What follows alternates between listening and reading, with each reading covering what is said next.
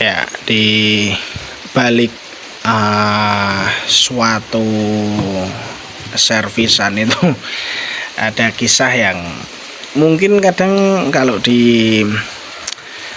dipikir-pikir kadang agak agak aneh dan lucu kadang itu ya, lucu atau ya lebih ke jengkelin sih. Ini contoh lagi, ada satu lagi dan ini akan saya bikin video video yang nggak beda jauh lah dari video sebelumnya yang scope vektor tidak simetris retikalnya itu ya. Kali ini mungkin videonya lebih singkat sih. Ini Discovery HS. Nah, ini kisah dari pemiliknya kurang lebih seperti ini awal-awalnya. Ini customer ini namanya akan kita samarkan saja W gitu ya. Ini kurang lebih tanggal 10 April dia WA ke kita, Pak minta alamatnya, ada keperluan apa, terus saya mau servis teleskop. Pertanyaan yang intinya SOP ya dari bengkel kita, teleskop merek apa, seri apa, dan kendala apa. Discovery HS 62444 Xavier FFP. Dan ini kondisinya sudah seperti ini, kondisinya sudah cukup parah dan sudah dibongkar-bongkar ya, intinya ya sudah dibongkar-bongkar. Kondisinya juga seperti ini. Dia juga berusaha menunjukkan bagian-bagian yang sudah rusak ya, seperti ini. Dan kita juga agak terkejut, ternyata lensanya sudah parah. Ini lensa depan atau lensa objektif, dan kondisi hostnya pun sudah cukup mengenaskan ya, seperti ini. Mantap sekali ya. Berdasar dari itu kita pun juga sudah memberikan estimasi bahwasanya kondisi seperti ini cukup mahal dan bisa di atas 350-an ya. Nah, kita pun juga selalu tanya sebanding tidak nantinya gitu kan. Oke, nggak apa-apa, oke silahkan. Kita pun deal-dealan dan kita ngasih alamat, singkat cerita sudah sampai dan nanti kalau sudah kelar kita kabarkan. Oke. Poin yang mungkin agak membuat kita geli itu ketika chat ini terlihat jelas bagian-bagian ini itu sudah dibuka ya. Kita mah seneng-seneng aja malahan. Kita malah seneng kalau kondisi sudah dibuka-buka kayak gini, pretelan gini. Kita malah seneng. Kita tinggal ganti-ganti pasang, kalibrasi, beres gitu ya. Nah, cuma setelah kita teliti lagi atau setelah barang sampai di sini, itu kondisinya 360 derajat berbeda. Semua sudah dirakit ya, semua sudah dirakit dan aduh, ini kayaknya juga ngerakitnya yang penting kayak terakit gitu ya. Penting terakit, depannya juga aduh, ini parah ya, parah seperti ini. Udah bagian aluminium juga udah terbakar, ini mungkin dipanasin. Dan ini semua dirakit dan tidak presisi ya kan.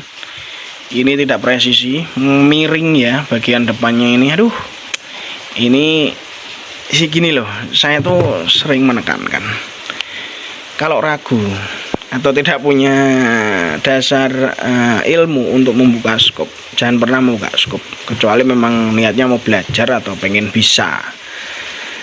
Tapi minimal ya endingnya jangan diservisin. Lihat aja skopnya hancur gitu aja. Kedua, kalau memang niatnya kemarin itu nyoba-nyoba dan ternyata kok tidak bisa, itu lebih baik pretelin aja seperti kemarin gitu loh. Jadi kita enak ngerjainnya, nggak kayak gini. Ini semua dilem ulang, dipasangnya juga miring, banyak thread yang miring. Ini nanti aduh, saya kerjanya cukup ekstra. Cukup ekstra dan ya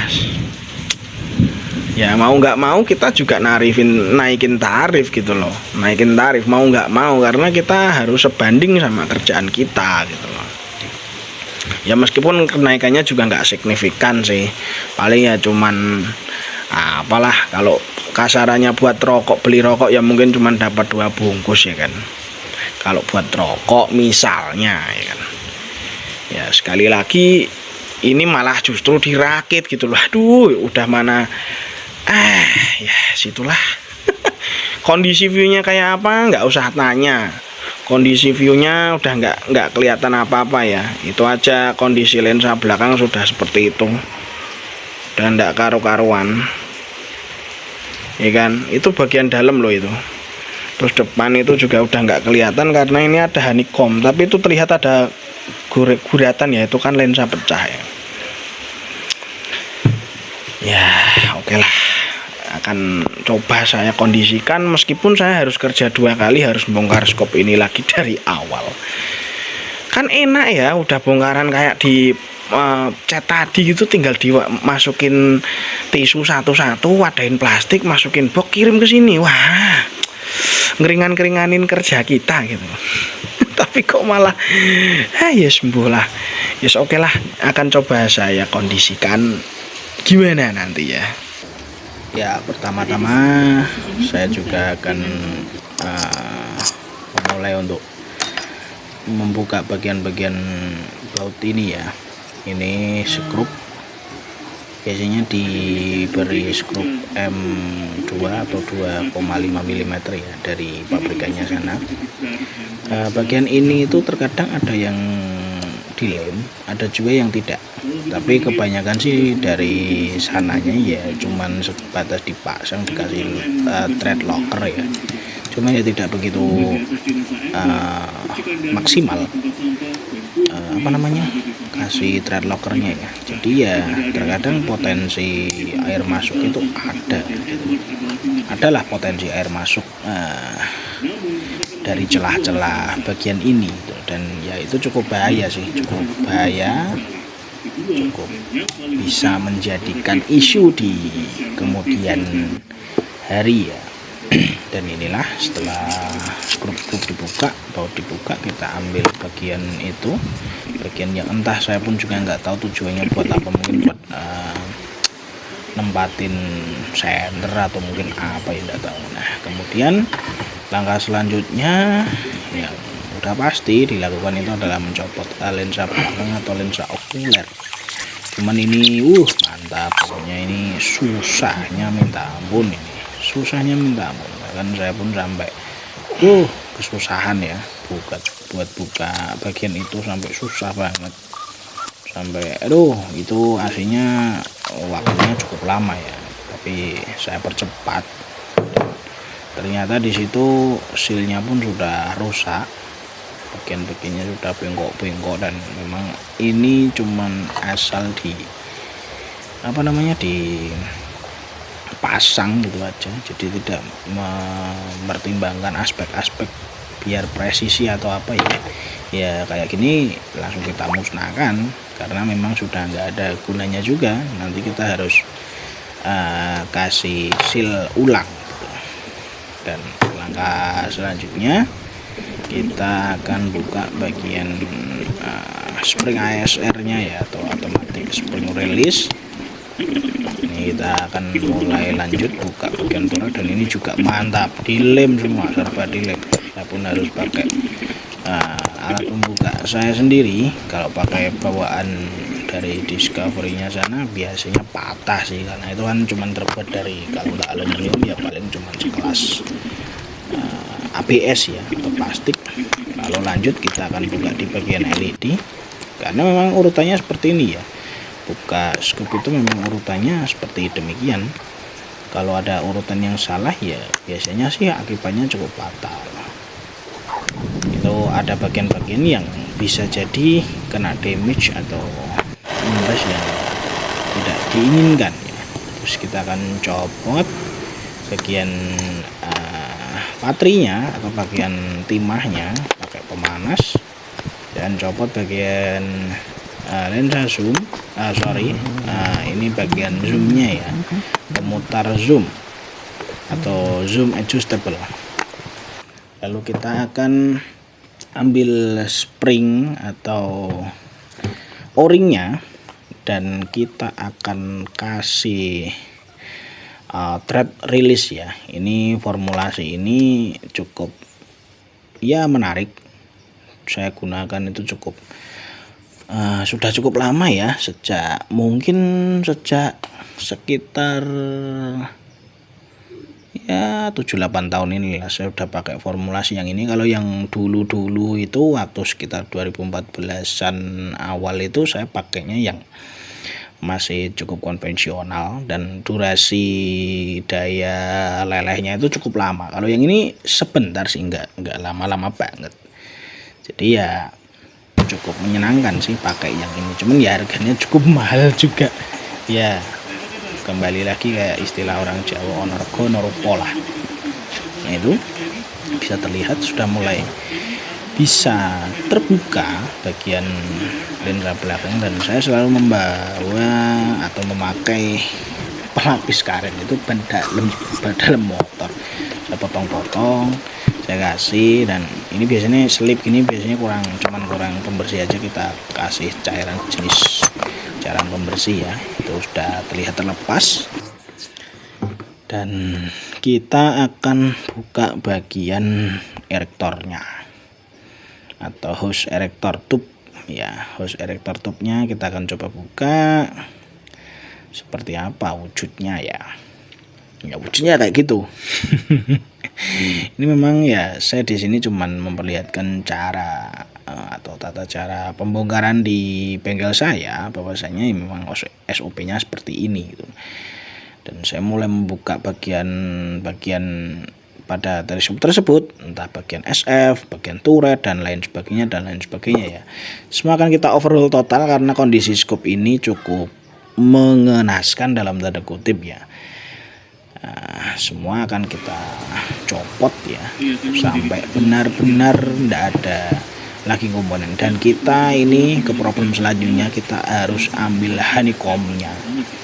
Ini jujur, ini masangnya enggak simetris, threadnya lompat, dipaksa nggak bisa, udah peyok pula ya. Artinya apa? Kita akan drip dan kita akan bur, kita kasih lubang, itu kita drip, terus kita akan lubangin pakai bur tangan, dan kita akan coba pakai beberapa cara termasuk heat treatment, tapi itu adalah opsi terakhir kalau memang sudah nggak bisa. Tapi selama masih bisa, kita akan pakai cairan pelumer lem kita saja, kita tidak perlu pakai heat treatment kali itu memang opsi terakhir.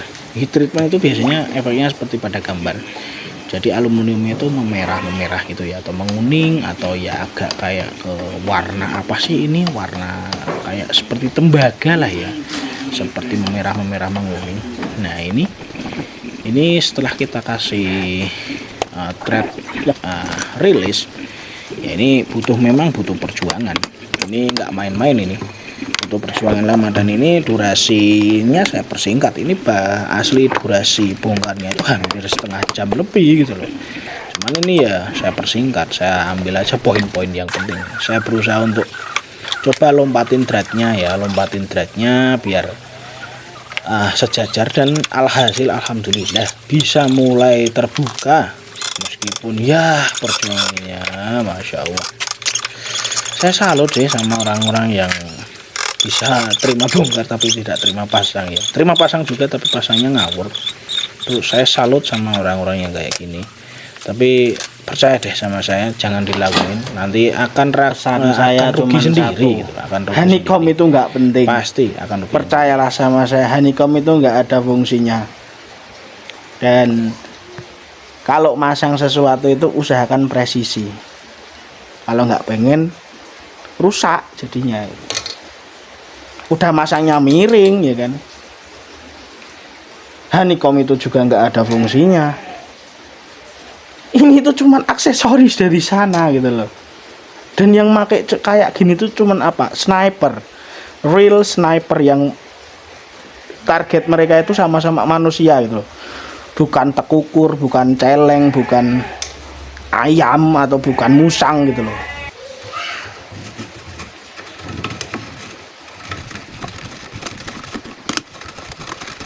Nah, dan sekarang saya coba untuk merilis bagian objective lens atau lensa depan lah ya. Dan kondisinya ya cukup mengenaskan lah seperti ini.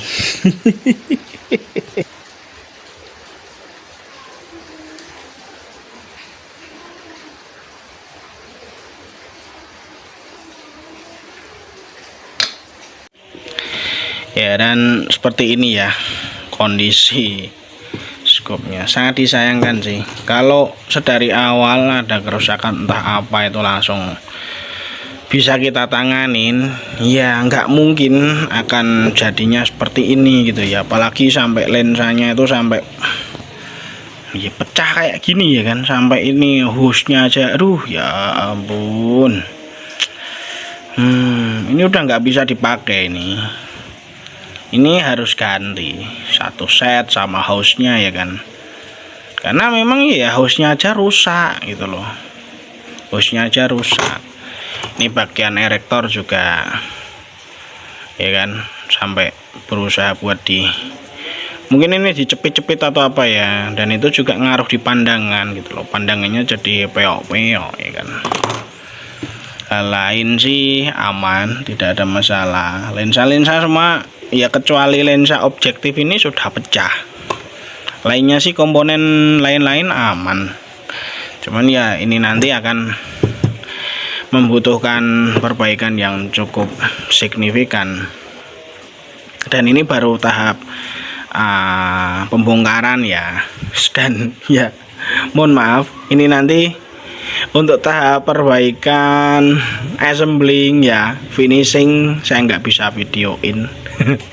Saya ini cuman ya apa ya, kasarannya cuman separuh sih, nggak ada separuh sih, seperempat, karena memang di tempat di room yang satunya, ruangan perakitan atau ruangan cleaning dan ruangan kalibrasi itu memang saya tidak menempatkan gadget apapun, kamera tidak saya bawa masuk, bahkan ponsel saya pun tidak saya bawa masuk. Dan ya mungkin ya cukup ini aja, nanti mungkin cuman saya akan kasih video finishnya aja seperti apa jadinya, video kelarnya seperti apa. Untuk penggantian lensa, housing ulang dan lain-lain saya tidak memvideokan karena memang itu totally secret ya.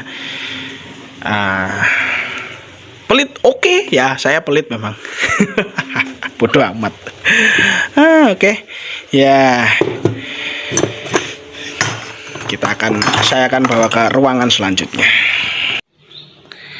ya. Dan inilah jadinya ya skop yang tempo hari kita betulkan, yang tampilannya udah maut gak karu-karuan itu ya. Kalau untuk bahan material yang sedari sana udah diginiin dan menjadi merah, kita udah nggak bisa balikin ya.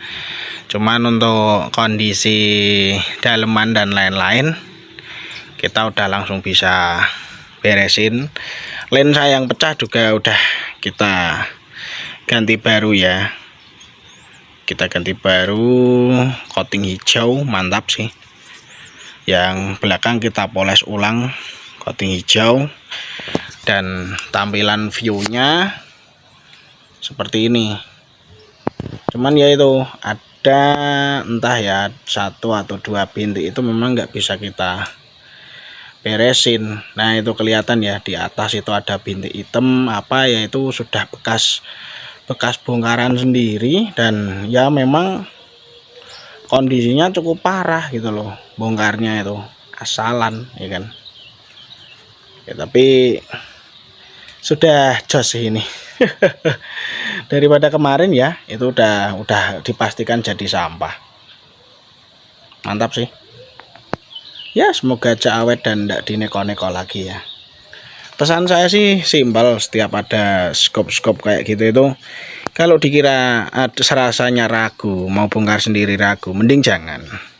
Cari aja orang-orang kayak saya gitu, pasrahkan ke orang-orang seperti saya, entah atau orang lain yang memang bisa di bidang ini gitu loh. Soalnya resikonya terlalu besar kalau bongkar skop. Kalau senapan mah itu besi besar semua ya. Kalau kayak ginian itu salah bongkar dikit nyahok gitu loh. Cuman ya udah mantap lah seperti ini. Sorry ya untuk proses cleaning, perakitan ulang dan kalibrasi ulang serta finishing saya ndak bisa videoin karena memang ya sangat rahasia. Tapi ya kurang lebih garis besarnya seperti itulah. Saya nunjukin bahwasanya bongkar skop pun itu cukup rumit gitu loh. Caranya itu cukup rumit. Sebenarnya ya bongkar aja. Semua orang saya percaya bisa bongkar, cuman tidak semua orang bisa membetulkan dengan baik gitu loh. Kalau cuman bongkar saya yakin semua orang bisa, siapapun bisa. Ya, sampai jumpa di next video saya yang lain. Semoga tidak ada manfaatnya. Thank you and ciao.